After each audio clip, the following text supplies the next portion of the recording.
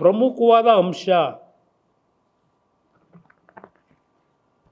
ಪ್ರಮುಖವಾದ ಅಂಶ ನಾನು ಈ ಸರ್ಕಾರಕ್ಕೆ ಕೇಳಲಿಕ್ಕೆ ಬಯಸ್ತೀನಿ. ಎಷ್ಟು ಬಾರಿ ಶವ ಪರೀಕ್ಷೆಯನ್ನು ಮಾಡಿದ್ದೀರಿ? ಮೊದಲನೇ ಶವ ಪರೀಕ್ಷೆ ಮಾಡಿದಾಗ ಪೋಸ್ಟ್ ಮಾರ್ಟಮು ಏನು ವರದಿ ಬಂತು? ಪೋಸ್ಟ್ ಮಾರ್ಟಮ್ ಮುಗಿಸಿ ಎಲ್ಲ ದೇಹ ಹೊಲಿದು ಮತ್ತು ಎರಡನೇ ಬಾರಿ ಇನ್ನೊಂದು ಪೋಸ್ಟ್ ಮಾರ್ಟಮ್ ಮಾಡಿದ್ರಲ್ಲ, ಆಗೇನು ವರದಿ ಕೊಟ್ಟರು?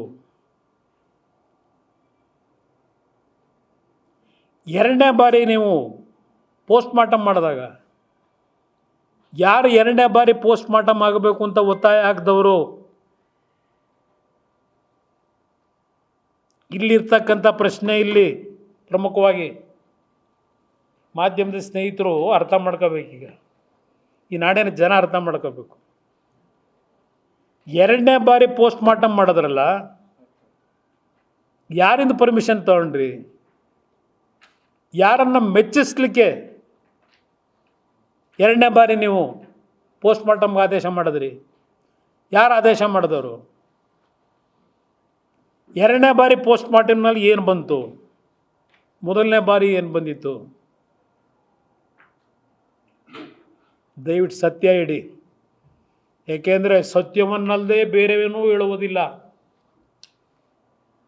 ದೊಡ್ಡ ದೊಡ್ಡ ಅಡ್ವರ್ಟೈಸ್ಮೆಂಟ್ ಪ್ರತಿನಿತ್ಯ ನೋಡಿದ್ದೀನಿ ಮುಖ್ಯಮಂತ್ರಿಗಳು, ಸತ್ಯವನ್ನಲ್ಲದೆ ಇನ್ನೇನು ಹೇಳಲ್ಲ. BJP ಪಕ್ಷದವರು ಬರೀ ಸುಳ್ಳೇ ಹೇಳ್ತಾರೆ, ನಾನು ಮಾತ್ರ ಸತ್ಯ ಹೇಳ್ತೇನೆ. ಈ ಎರಡು ಪೋಸ್ಟ್ ಮಾರ್ಟಮ್ ರಿಪೋರ್ಟ್ ಏನಿದೆ, ಒಂದು ಬಾರಿ ಪೋಸ್ಟ್ ಮಾರ್ಟಮ್ ಮಾಡಿದ ಮೇಲೆ ಎರಡನೇ ಬಾರಿ ಪೋಸ್ಟ್ ಮಾರ್ಟಮ್ ಮಾಡಲಿಕ್ಕೆ ಕಾರಣ ಏನು? ಯಾರು ಒತ್ತಡ ಹಾಕಿದ್ರು? ಈಗ ಪೋಸ್ಟ್ ಮಾರ್ಟಮ್ನಲ್ಲಿ ಬಂದಿರೋ ಮಾಹಿತಿ ಏನು? ಮೊದಲನೇ ಪೋಸ್ಟ್ ಮಾರ್ಟಮ್ನಲ್ಲಿ ಏನೂ ಇಲ್ಲ, ಏನೋ ಒಂಚೂರು ಸಣ್ಣ ಪುಟ್ಟ ತುಂಡಿತ್ತು ಅಂತ ಹೇಳ್ತಾರೆ. ಯಾವ ತುಂಡಿತ್ತೋ ಗೊತ್ತಿಲ್ಲ. ಎರಡನೇ ಪೋಸ್ಟ್ ಮಾರ್ಟಮ್ನ ಮಾಡಲೇಬೇಕು ಅಂತೇಳಿ ಒತ್ತಾಯ ಮಾಡಿಸಿದ್ರಲ್ಲ, ಅದಕ್ಕೆ ಕಾರಣ ಇವ್ರುಗಳ ತಲೆ ಒಳಗೆ ಇದೆಲ್ಲ ಹೇಳಿದ್ರಲ್ಲ, ಕಂಪ್ಲೇಂಟ್ ಕೊಟ್ಟವರಲ್ಲ,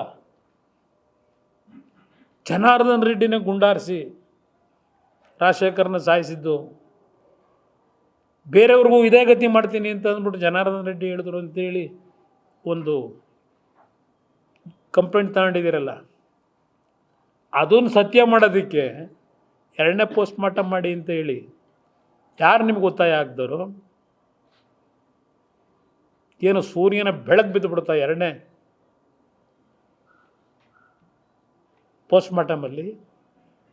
ಮೊದಲನೇ ಪೋಸ್ಟ್ ಮಾರ್ಟಮ್ನಲ್ಲಿ ಗುಂಡು ತೆಗಿಲಿಲ್ಲ, ಎರಡನೇ ಪೋಸ್ಟ್ ಮಾರ್ಟಮ್ನಲ್ಲಿ ಒಂದು ಸಿಕ್ತು ಗುಂಡು.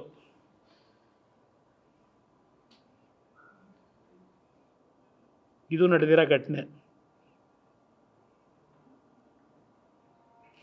ಇವರು ತನಿಖೆ ಮಾಡ್ತಾರಾ?